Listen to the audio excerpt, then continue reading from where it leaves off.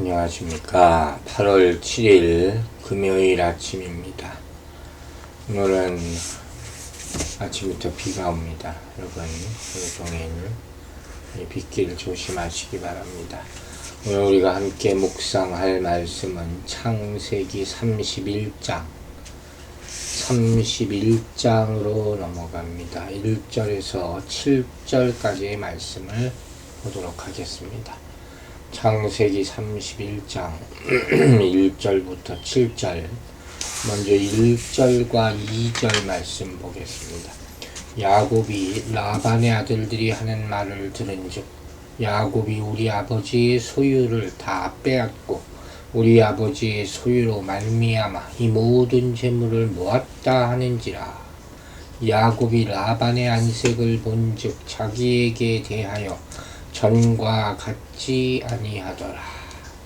자, 이제 앞으로 어떻게 일이 전개될 건지 그런 동기를 제공하는 발단이 되는 사건들이 계속 나타나고 있죠. 이 야곱이 떠날 수밖에 없는 그런 사정이 만들어지고 있는 거예요. 근데 내용은 참 어처구니 없죠. 야곱이 거부가 돼서 부자가 된 것이 그것으로 말미암아 이제 라반의 아들들이 심기가 불편해한다 하는 것이에요.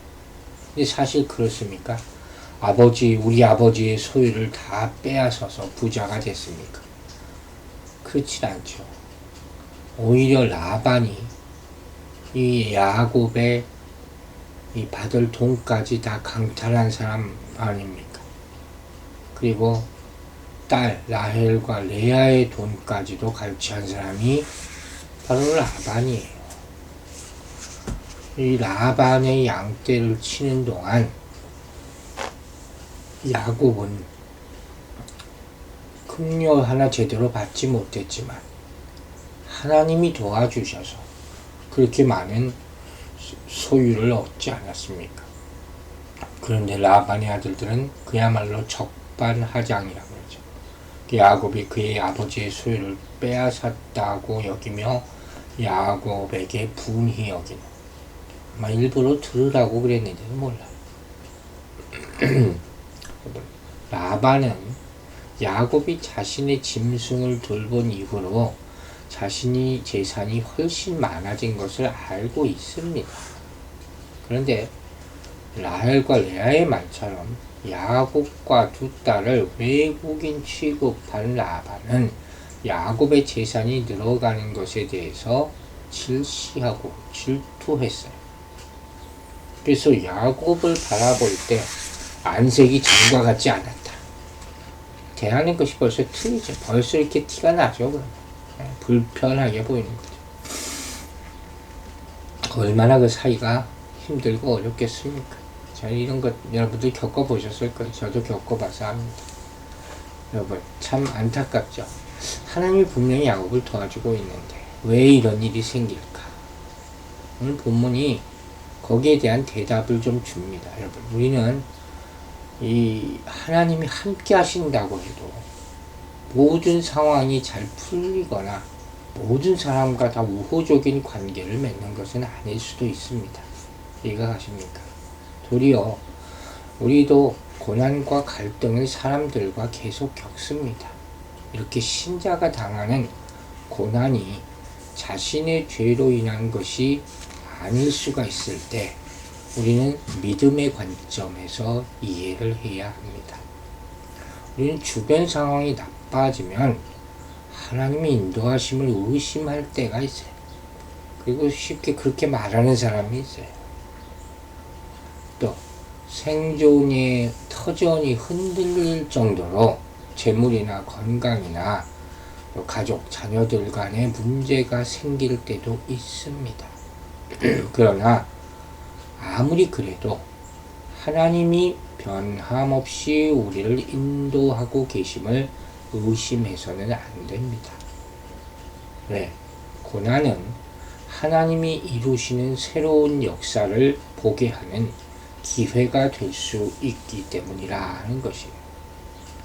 그러면 삶의 기반이 흔들 정도로 고난을 당할 때 우리는 믿는 사람으로서 어떤 행동을 취해야 하겠습니까? 우리 인생의 참된 목적이 무엇인지 생각하게 되고 더 내려놓게 되고 참된 믿음, 진짜 순수한 믿음을 갖게 될 수 있는 것입니다.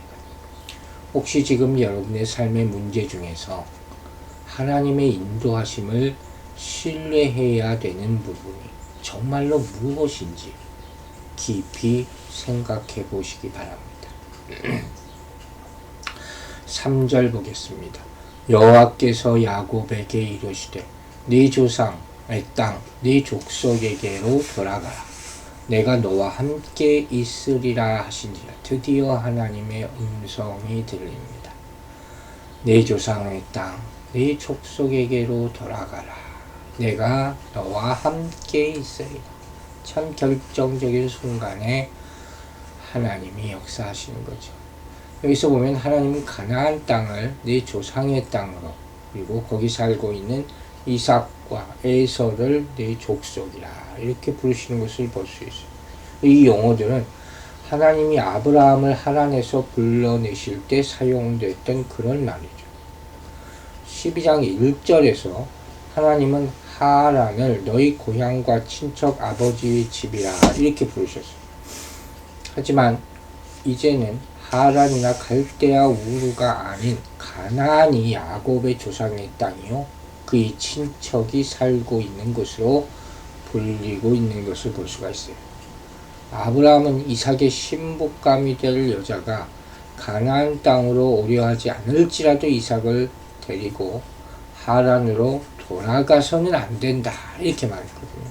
이제는 하나님은 야곱에게 가나안으로 돌아가라 이렇게 말하는 것을 볼 수 있죠. 자, 이건 뭡니까? 바로 하나님이 약속하신 때가 되었음을 알려주는 그런 말씀이에요. 이처럼 우리는 하나님의 명령에 귀를 기울이고 있어야 돼요. 절대 순종해야 될 것입니다. 하나님이 가라 하실 때와 멈추라 하실 때를 잘 분별할 수 있게 되기를 주의 이름으로 축원합니다. 이렇게 이삭의 경우에도 알 수 있듯이 하나님은 그 백성을 풍족하게 하심으로 약속을 이루시는 하나님이십니다. 그리고 그분을 의뢰하는 백성을 인도하실 뿐만 아니라 복을 주시고 항상 함께하는 하나님이 되신 줄로 믿으시기 바랍니다. 28장 13절에서 15절까지 이런 말씀이 있었어요. 자, 다시 한번 인용을 합니다. 나는 여호와니 너의 주부 아브라함의 하나님이요 이삭의 하나님이라. 네가 누워있는 땅을 내가 너와 네 자손에게 주리니 네 자손이 땅에 티끌같이 되어 내가 서쪽과 동쪽과 북쪽과 남쪽으로 퍼져나갈지며 땅의 모든 족속이 너와 네 자손으로 말미암아 복을 받으리라. 내가 너와 함께 있어 네가 어디로 가든지 너를 지키며 너를 이끌어 이 땅으로 돌아오게 할지라. 내가 네게 허락한 것을 다 이루기까지 너를 떠나지 아니하리라. 아멘. 여러분, 삶에는 이동이 있을 수 있어요. 이사와 같은 지역적인 이동도 있고 또 일이 바뀌는 역할의 이동도 있을 수가 있습니다. 이러한 것을 인생의 변환점이라 생각할 수 있겠죠. 이런 이동이든 변화든 우리를 붙잡아 승리로 이끄시는 요인은 오로지 하나님과 동행하는 것뿐임을 명심하시기 바랍니다. 야곱은 불확실함과 불안을 가득 안고 고향으로 돌아가게 됩니다. 고향을 떠날 때도 그랬죠. 인생이 그런 것 아닙니까? 그러나 중요한 것은 하나님이 함께 하시느냐 하는 거예요. 그렇다면 그것으로 충분하다는 말씀이죠. 이와 같이 하나님이 함께 하신다는 약속은 이스라엘 백성 민족에게는 가장 중요한 것이죠. 나중에 이제 가나안 땅 정복 전쟁을 하는 여호수아에게도 그렇고 또 신약 시대에 들어와서 성령을 주시고 떠나신 제자들에게도 정말로 이 보혜사와 임마누엘, 이것이 중요한 것이죠. 임마누엘은 하나님이 우리와 함께 하신다 하는 그런 뜻 아닙니까? 또 성령님은 파라클레이토스, 즉 우리 옆에 계신 분, 옆에 함께 계시도록 부르심을 받은 분, 이런 뜻 아닙니까? 이분이 함께 있을 때 우리 모두에게 참 위로가 되어 주실 줄로 믿습니다. 4절, 5절, 6절 읽겠습니다. 야곱이 사람을 보내어 라헬과 레아를 자기 양떼가 있는 들로 불러다가 그들에게 이르되 내가 그대들의 아버지의 안색을 본즉 내게 대하여 전과 같지 아니하도다. 그러할지라도 내 아버지의 하나님은 나와 함께 계셨느니라. 그대들도 알거니와 내가 힘을 다하여 그대들의 아버지를 섬겼거늘. 자, 참 가슴 아픈 고백이죠. 더 이상 이제 그곳에 머무를 수가 없게 됐습니다.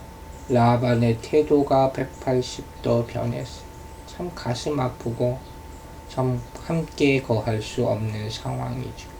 그때 우리는 하나님을 볼 수밖에 없는 것입니다. 무엇보다 하나님의 말씀을 들어야 됩니다. 야곱의 결단은 하나님의 말씀 때문이었죠.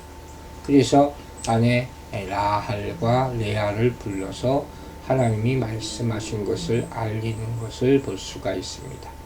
이때 보면 레아보다 라헬의 이름이 먼저 언급되고 있습니다. 바로 우리가 기억하듯이 야곱이 하란에 도착해서 처음 만난 라반의 가족 바로 라헬이었죠. 우리 29장에 나오죠. 또한 이러한 순서적인 기록을 룻기에도 나와요. 베들레헴 유다 지파 장로들 역시 이스라엘의 집을 세운 야곱의 아내들을 얘기할 때 라헬을 먼저 얘기하고 그 다음에 레아를 언급하는 것을 룻기 4장 11절에서 발견할 수가 있습니다. 이렇게 하나님께서 라헬을 먼저 앞에 두시는 그런 장면이죠. 어쨌든 이 라헬과 레아에게 라반의 태도, 그들의 아버지에 대해서 말하고 있죠. 내가 그들의 아버지의 안색을 본즉 내게 대하여 전과 같지 아니하도다. 그리고 하란 땅에서 자신의 삶이 어땠는지 말합니다. 왜 부인들이 그걸 모르겠습니까? 그대들도 알거니와 내가 힘을 다하여 그대들의 아버지를 섬겼거늘. 자, 이 말은 야곱이 라반의 일을 하는 동안에 얼마나 진심으로 성실하게 했는지 그걸 보여주는 것이죠. 왜 모르겠습니까?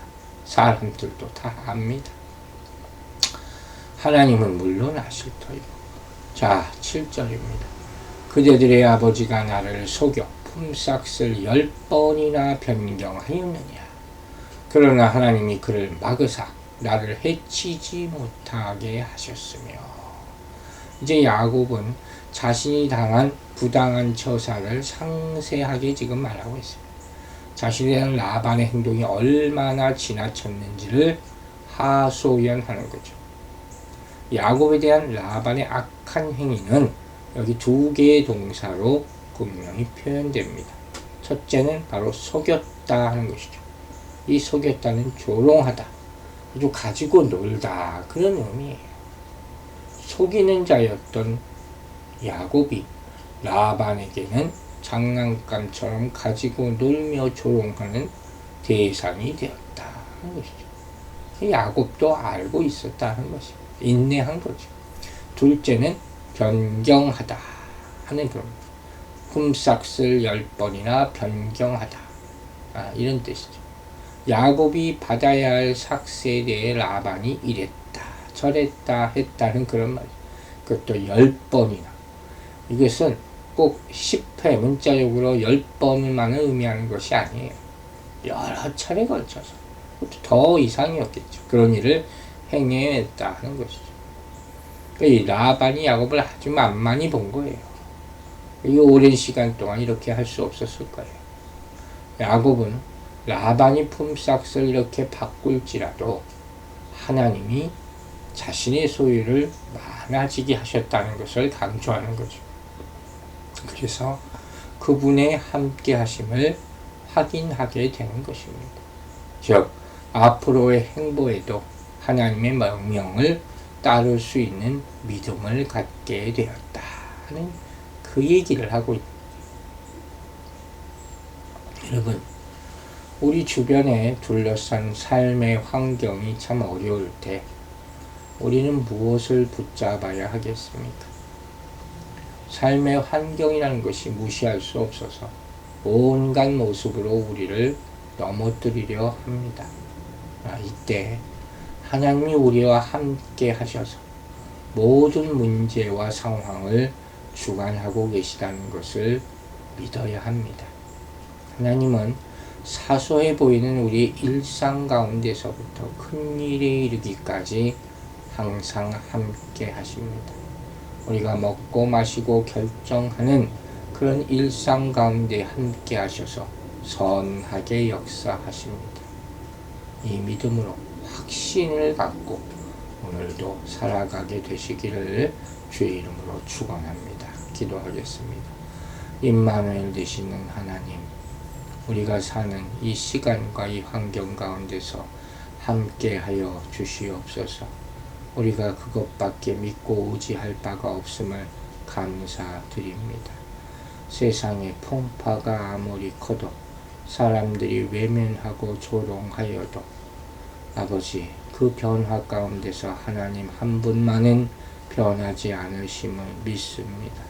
하나님은 아시오니 우리의 마음과 우리의 상황과 우리의 장래를 아시오니 그 아시는 그 임마누엘의 하나님께서 우리의 인생과 동행하여 주시옵소서. 믿고 감사드리며 예수 그리스도의 이름으로 기도했습니다. 아멘.